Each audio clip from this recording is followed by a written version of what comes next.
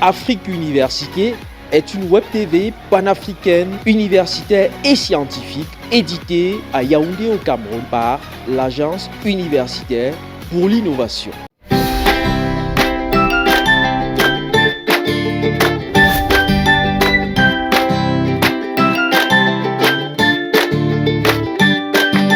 Bonjour. Au commencement, en 2007, la journée du 28 était consacrée à la protection des données en Europe. Elle est désormais une journée mondiale. En anglais, c'est la Data Privacy Day. Cette date donne l'occasion de sensibiliser le grand public sur le délicat sujet de la protection des données personnelles et de la vie privée.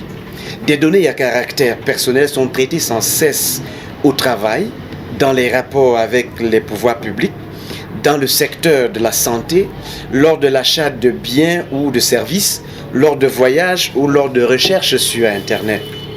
En général, les particuliers ne sont pas conscients des risques liés à la protection de leurs données à caractère personnel, ni de leurs droits à cet égard. Ils savent rarement ce qu'ils peuvent faire quand ils estiment que leurs droits ont été violés ou quel est le rôle des institutions nationales de protection des données. Par ailleurs, l'on voit bien que le modèle économique des GAFA, entendez Google, Apple, Facebook, Amazon, consiste avant tout soit en l'exploitation des données, soit à leur vente. Il s'agit des données que nous renseignons sur nos profils sur des plateformes. Nom, numéro d'identification, données de localisation en identifiant en ligne, un ou plusieurs éléments spécifiques propres à son identité physique, physiologique, génétique, psychique, économique, culturelle ou sociale. La protection des données sur Internet est au centre de la première édition de Dites-nous, chers collègues, un magazine édité par Afrique Université TV. Une édition que nous enregistrons dans la bibliothèque de l'Alliance franco-camerounaise de Tchang. Avec nos invités sur le plateau et en off, nous allons tenter de répondre aux questions suivantes. Quel est le champ couvert par la notion de données sur Internet? Comment protéger ces données électroniques des pirates de cartes bancaires, comptes sur les réseaux sociaux et mails? Comment doit être la posture de l'Afrique face à la toute-puissance des GAFA qui collectent, exploitent ou vendent les données de leurs utilisateurs? Et puisqu'on est entre chercheurs, il faut dire que les données produites par la recherche africaine font l'objet d'une dispersion. Quand elles ne circulent pas librement, elles sont commercialisées sur des plateformes européennes, à l'instar de Caen.info. Quelle politique faut-il adopter pour que les résultats de la recherche menée sur le continent puissent véritablement être monétisés au profit des auteurs et des structures qui en assurent le financement? Comment protéger les données de recherche les plus stratégiques pour les États africains? Pour discuter de ces questions, 3 chercheurs, tous affiliés à l'université de Tchang au Cameroun, sont autour de la table. Le professeur Marcelin Julius Quinlifac, chef de département de mathématiques et informatique à la faculté des sciences. Il enseigne entre autres la data science. Il y a également le professeur Clémentin Taillou, professeur titulaire des universités. Il dirige le département de génie informatique à l'Institut universitaire de technologie Fosso-Victor de Bandung, un établissement de l'université de Tchang. Nous avons enfin le docteur Samuel Tepi. Il est enseignant-chercheur de droit privé. Il a publié en 2020 aux éditions L'Harmattan le livre intitulé « La cybercriminalité au Cameroun, enjeu d'une législation en quête d'efficacité ». Le thème du jour, mesdames, messieurs, chers téléspectateurs, c'est donc l'Afrique face à la problématique de la protection des données.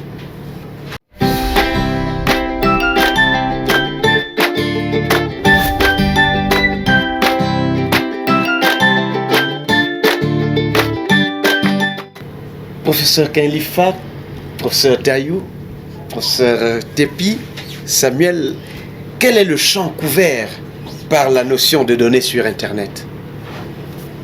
Professeur Taillou. Je commencerai d'abord par la définition de la notion de donnée. Une donnée est une représentation abstraite d'une information. Les données décrivent les éléments d'un système, les éléments d'une scène. On les retrouve sous plusieurs formes, sous forme textuelle, sous forme numérique, sous forme de son et sous forme d'image. Il faut dire que la notion de donnée intègre deux autres notions complémentaires, à savoir la notion de représentation et la notion de sémantique. Par exemple, si nous disons deux, je peux t'écrire deux en lettres dans la langue Yemba, dans le Womla, en chiffre romain, en anglais, en français. Pour ce qui est de la sémantique, je parle, vous pouvez enregistrer ce que je suis en train de dire. Mais ce que je dis peut également être crypté. Alors si c'est crypté, et si on vous donne la version qui est cryptée, mais vous avez la donnée, mais vous n'avez pas la signification. C'est-à-dire vous n'avez pas la sémantique. Donc les deux vont de pair, la représentation et la notion de sémantique.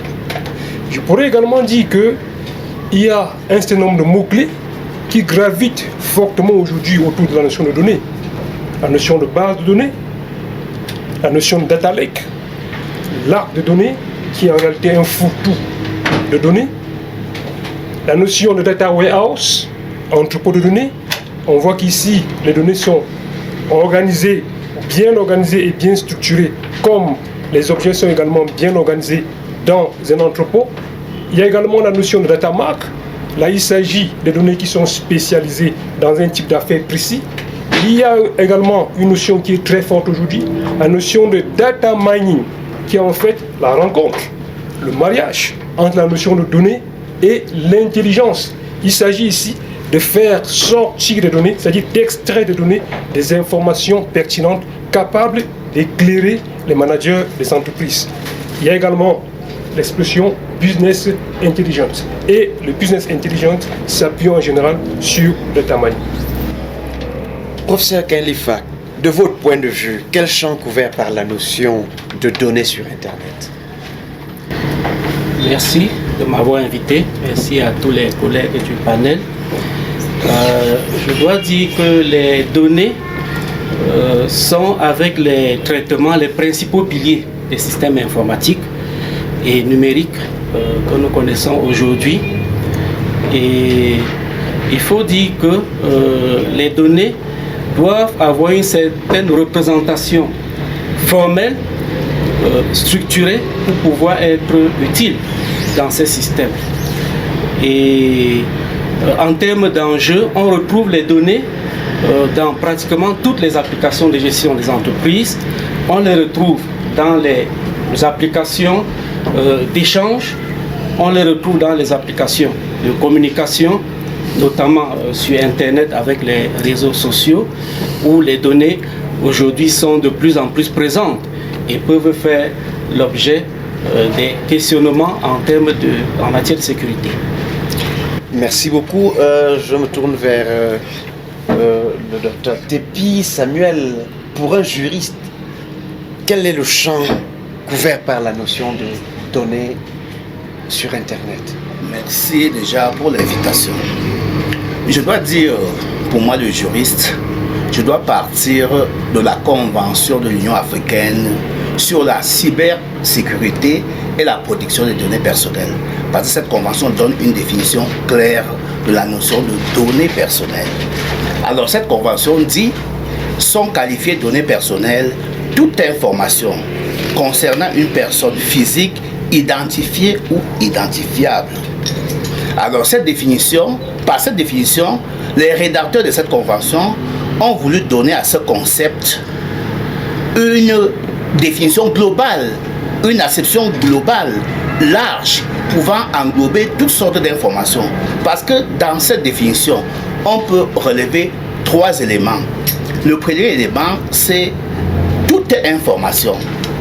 Toute information. Il s'agit de tous les renseignements qui peuvent concerner une personne humaine. Alors, il peut s'agir des informations, quelle que soit leur nature. Ça peut être des informations objectives, ça peut être des informations subjectives. Peu importe le contenu de ces informations.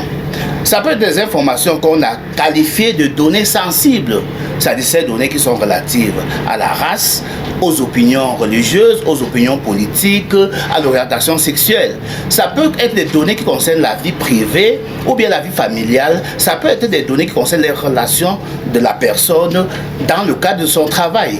Alors, peu importe la nature de ces informations, peu importe le contenu de ces informations, peu importe également le format de ces informations, parce que ça peut être des informations qui figurent sur du papier ou bien dans la mémoire d'un ordinateur. Tout cela rentre dans la définition de données à caractère personnel. Toute information. Alors, de cette définition, on dit toute information concernant une personne physique. Cette information doit concerner une personne vivante. Une personne vivante. Il s'agit donc d'un droit universel qui ne se limite pas aux citoyens d'un certain continent. C'est des informations qui concernent tout être humain. Alors, lorsqu'on sait qu'en droit, la personnalité commence à la naissance et prend fin au décès, on doit dire que sont exclus les personnes décédées. Les informations concernant les personnes décédées ne figurent pas parmi cela. Les informations concernant les enfants à naître ne figurent pas dans cette définition. Les informations concernant les personnes morales ne figurent pas dans cette définition. Alors on dit toute information concernant une personne physique identifiée ou identifiable. Alors il y a des informations directes comme le nom, comme le prénom, ça permet d'identifier directement la personne, mais également il y a des informations indirectes qui permettent de l'identifier également, par exemple le numéro de téléphone, le numéro d'immatriculation, et l'identifiant par exemple comme le numéro de la sécurité sociale. Alors, pour regrouper cela, c'est toutes les informations, quelles qu'elles soient, qui concernent une personne vivante. Au Cameroun, en 2018, 3388 cas d'usurpation d'identité ont été constatés. En 2019, 2050 plaintes relatives au scamming et au phishing, dont environ 5 milliards de francs CFA de pertes financières, ainsi que près de 6 milliards de pertes relatives aux fraudes bancaires. Et 11 617 vulnérabilités ont été détectées sur les sites web des administrations publiques. Alors, comment protéger ces données électroniques des pirates de cartes bancaires, de comptes sur les réseaux sociaux et des mails pour le juriste que vous êtes? Alors, pour le juriste, déjà, en dehors du volet technique, comme on dit, il faut s'abonner à un service de protection, un service... Sur le plan du juriste, il y a des actions à responsabilité civile. Il y a un principe général de responsabilité civile qui voudrait que tout fait quelconque de l'homme qui cause à autrui un dommage oblige celui-ci à le réparer. Donc déjà, si votre mail est piraté et que vous avez subi un préjudice, il va sans dire que vous avez la possibilité d'invoquer ce principe de droit pour obtenir une réparation devant la justice. Merci beaucoup. Techniquement, professeur Kainlifak, techniquement, comment les données électroniques sont protégées des pirates? Bien. Il faut dire, tout à l'heure je l'ai dit, les systèmes informatiques ont deux sous-ensembles en général. Vous avez dans toute opération d'informatisation, on va avoir d'un côté les applications qui couvrent les traitements et de l'autre côté les données. Et ces données sont hiérarchisées. À la base, vous avez les bits. Ensuite, vous avez les octets. Et à un niveau plus élevé, vous allez avoir des variables, vous allez avoir des enregistrements, ainsi de suite. Et donc, toutes ces données sont utilisées pour transmettre les informations dans les réseaux. Et donc, nous devons faire très attention lorsqu'on est dans un réseau, notamment un réseau Wi-Fi, dans lequel on va rentrer, par exemple, dans le compte bancaire qui nous appartient. Alors si ce réseau se trouve dans un public accessible, il peut arriver qu'un pirate ait mis à côté un réseau parallèle. Et à ce moment, si vous ne faites pas attention, vous rentrez plutôt dans le réseau du pirate. Et voilà comment il peut récupérer toutes vos informations stratégiques pour pouvoir par la suite vider votre compte en banque. Donc nous demandons la prudence à ce niveau de la part des utilisateurs. Évidemment, au niveau de la banque, il y a un certain nombre de mécanismes techniques qui sont mis en place pour sécuriser ces données, pour les crypter, pour les rendre illisibles en cas de vol. Quand nous allons sur Internet pour un site web qui est régulièrement visité, on a également des éléments auxquels nous devons faire attention. Les pirates vont créer des sites semblables à ces sites-là, et lorsque vous allez vous connecter, si vous n'êtes pas vigilant, vous allez taper le nom du mauvais site, entre guillemets, et le pirate va récupérer toutes vos informations, vos mots de passe, vos codes secrets, et par la suite, il pourra en faire ce qu'il veut. On peut prendre un autre cas de figure sur votre propre machine de travail. Vous devez faire attention avec les cookies. Les cookies, ce sont des codes qui enregistrent un certain nombre d'informations spécifiques en local sur votre ordinateur. Et donc, cela peut devenir dangereux si, par exemple, les mots de passe sont enregistrés en local, les codes secrets en local. Et donc, il est tout à fait possible d'écrire une application pour lire ces données par la suite et en faire ce que l'on veut. Je vais prendre un autre cas de figure très courant, ce qui se fait sur Internet, dans les sites régulièrement visités. Lorsque les pirates se rendent compte qu'on visite régulièrement un site, qu'est-ce qu'ils vont faire? Ils vont développer un code, un logiciel qu'on appelle un malware, qu'ils vont, après avoir infiltré ces sites, ces serveurs, déposer ce code qui va être actif pour certaines pages. Et lorsque vous visitez ces pages, si vous ne faites pas attention, vous allez cliquer sur une fenêtre pas très précise, disons-le comme ça, et en le faisant, le navigateur sur lequel vous êtes va être transformé en module d'accès distant pour votre machine. Et voilà comment le pirate peut donc lire votre écran, lire tout ce que vous faites.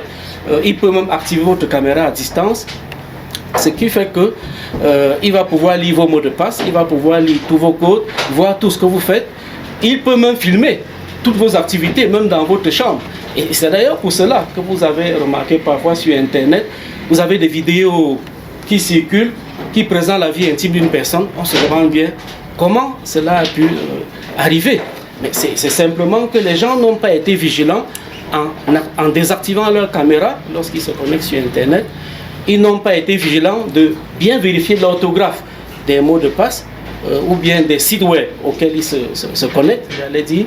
Ils n'ont pas été vigilants de s'assurer que les réseaux Wi-Fi auxquels ils se connectent sont bel et bien les réseaux auxquels ils voudraient accéder. Et donc, les ingénieurs et informaticiens vont mettre en place un certain nombre de techniques de cryptographie dans la science de la cryptologie pour pouvoir protéger les données.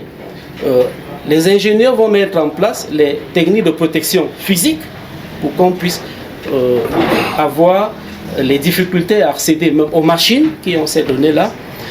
On va mettre en place des firewalls, c'est-à-dire des pare-feux qui vont permettre d'empêcher aux pirates de se déplacer d'un ordinateur à un autre ou d'un réseau à un autre. Ils vont mettre en place des mécanismes qui capturent les paquets qui circulent dans le réseau, puisque je vous ai dit les données c'est un ensemble de bits selon le niveau de hiérarchie. Et donc ils vont mettre en place des applications qui vont capturer ces paquets et vérifier que ces paquets ne sont pas altérés, c'est-à-dire n'ont pas été modifiés par un pirate qui serait dans les parages. Voilà. Très bien, merci beaucoup Prof Kanifak. Prof Tayou, dans le génie informatique, le génie numérique, est-ce qu'on peut venir à bout du piratage des données, des cartes bancaires, des comptes réseaux sociaux et des mails au regard de ce diagnostic établi par notre collègue tout à l'heure? Effectivement, c'est une question qui est très préoccupante. Vous savez, aujourd'hui, beaucoup de gens savent que les données représentent ou constituent le pétrole du cyberespace. Si vous avez des données, vous avez du pétrole sur le cyberespace. Donc les données sont très très importantes. Et c'est la raison pour laquelle on a développé beaucoup de technologies pour la protection des données. Mais en ce qui concerne la protection des données, il faudrait que l'on regarde les deux volets. Il y a d'abord l'utilisateur. ensuite le fournisseur de services. Je commencerai d'abord par l'utilisateur. L'utilisateur doit respecter les procédures de sécurité. L'utilisateur doit sécuriser son ordinateur. L'utilisateur doit sécuriser ses logiciels. Il pourrait même installer un firewall dans le but de sécuriser son ordinateur. Alors il est également important pour l'utilisateur de comprendre comment se passe l'authentification. Quelle est la philosophie qui se cache derrière? En général, l'authentification se déroule en 4 étapes. Première étape, identification. Qui êtes-vous? Vous pouvez vous présenter comme Monsieur Jean. Mais la deuxième question pourrait vous rattraper. Deuxième étape, prouvez-le. Vous dites que vous êtes Monsieur Jean, mais prouvez effectivement que vous êtes Monsieur Jean. Troisième étape, est-ce que vous avez les autorisations requises pour effectuer les tâches que vous souhaitez effectuer? Quatrième étape, l'audit. Après, pendant la connexion, le système devrait être capable de tracer tout ce que vous avez fait étant dans le système. Alors, il faut également dire que pour réaliser l'authentification, il y a 3 manières de le faire. Première manière, ce que vous savez, vous êtes présenté comme Monsieur Jean. Est-ce que vous savez son mot de passe? Est-ce que vous savez la date de son mariage? Deuxième approche, ce que vous avez, vous êtes présenté comme Monsieur Jean. Eh bien, donnez-nous sa carte bancaire. Présentez sa carte d'accès. Quatrième étape, ce que vous êtes. Vous dites que vous êtes Monsieur Jean. Donnez-nous ses empreintes. Ceci renvoie à la biométrie. Du côté maintenant du fournisseur de services, comme l'a si bien dit le professeur Nkenifa, l'entreprise doit utiliser des protocoles de cryptographie sécurisés. Il doit utiliser des bons protocoles. Il doit utiliser des tailles de clés de cryptographie raisonnables. Alors, je peux vous dire aujourd'hui qu'avec la montée de la puissance des ordinateurs, pour avoir le niveau de sécurité que l'on avait il y a environ 10 ans, il faudrait multiplier la taille des clés par exemple par 2 ou fois 1,5. Alors, je voulais également dire ceci.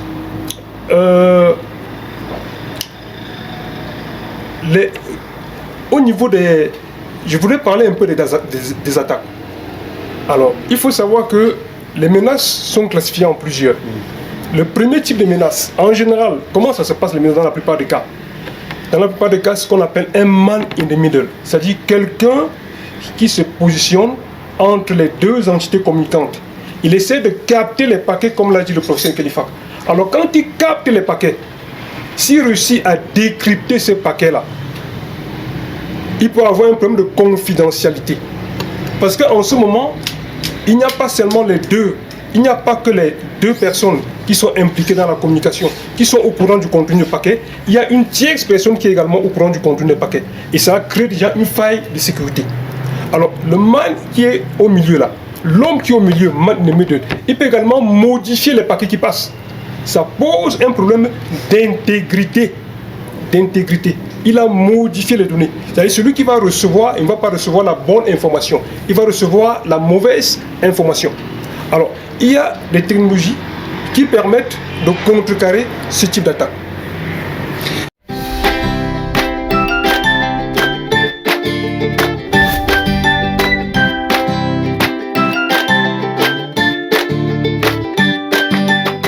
Il faut noter que certains réseaux de communication, comme par exemple l'Internet, n'ont pas un système de sécurité intégré et fiable.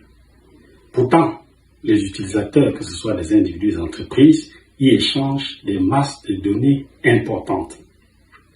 Ces données représentent une mine d'or pour l'industrie numérique. Les fournisseurs de services ont besoin de ces données pour développer de nouveaux services ou nouveaux produits pour les usagers, parce qu'elles contiennent des informations, des renseignements sur les activités des usagers, le réseau d'amis, etc.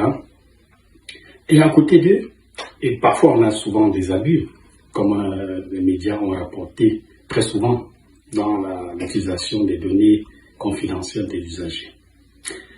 À côté d'eux, il y a une catégorie d'usagers qui agit dans l'ombre, qu'on peut appeler les pirates, mais qui vont aller soustraire des informations comme le numéro d'identité des usagers ou bien les informations bancaires pour aller commettre des forfaits de façon anonyme. D'où la nécessité de développer des solutions fiables pour protéger les utilisateurs des réseaux comme Internet. Des solutions techniques existent et c'est la responsabilité des usagers parce que vous savez, l'Internet n'est pas régulé, il n'y a pas une institution ou un État qui contrôle l'Internet. Donc, c'est vraiment la sécurité, c'est la responsabilité des utilisateurs, que ce soit les individus ou les entreprises. Alors, des solutions techniques qui existent aujourd'hui sont surtout basées sur la cryptographie. On peut parler du chiffrement, de l'anonymisation. Le principe ici, c'est d'essayer de coder l'information, de l'encrypter de façon que si quelqu'un soutient cette information, qu'il soit incapable de l'interpréter. Mais ça ne suffit pas. Il faut aussi filtrer les accès, contrôler l'accès à ces informations. Au niveau des entreprises, on peut parler des firewalls qu'on peut mettre à l'entrée des réseaux privés des entreprises pour filtrer déjà les requêtes qui entrent, les transactions qui entrent. Mais aussi au niveau individuel. La gestion responsable des mots de passe, par exemple, offre déjà un niveau de sécurité. Ou bien, il faut contrôler les applications qu'on télécharge, qu'on installe, parce que certaines de ces applications ont des failles de sécurité importantes. Il y a une panoplie de mesures de prévention, tests de vulnérabilité. Enfin, il y a beaucoup de solutions technologiques qui existent. Et parfois, il faut s'attacher les services d'un expert pour les implémenter. Et c'est qu'en Afrique, on n'a pas beaucoup d'experts en cybersécurité aujourd'hui, d'où la nécessité aussi d'en former. Mais les solutions technologiques ont toujours leurs limites, parce que le défi de sécurité, les menaces changent, les techniques changent tous les jours, et on doit mettre à jour et développer de nouvelles astuces pour prévenir. La technologie ne suffit pas. Les États aussi, comme on a vu en Europe ou en Amérique, doivent réguler un peu l'échange d'informations sur Internet, soit en votant des lois qui permettent de contrôler quel type d'informations on peut solliciter des usagers, et aussi des lois qui obligent, comme on a vu ailleurs, les fournisseurs de services à installer leurs serveurs localement pour que les données ne traversent pas les frontières. Parce que vous savez, ces données, quand elles sont agrégées, quand on fait l'agrégation de ces données au niveau macro, on obtient des informations économiques qui peuvent encore représenter une menace pour l'État, pour la sécurité, et même pour l'économie nationale. D'où la nécessité aussi. Donc, pour me résumer, il faut des solutions technologiques, il faut les améliorer, elles ne sont pas parfaites, mais il faut aussi que les législateurs aussi apportent des méthodes de régulation et de contrôle de circulation de l'information pour protéger nos intérêts économiques. Merci.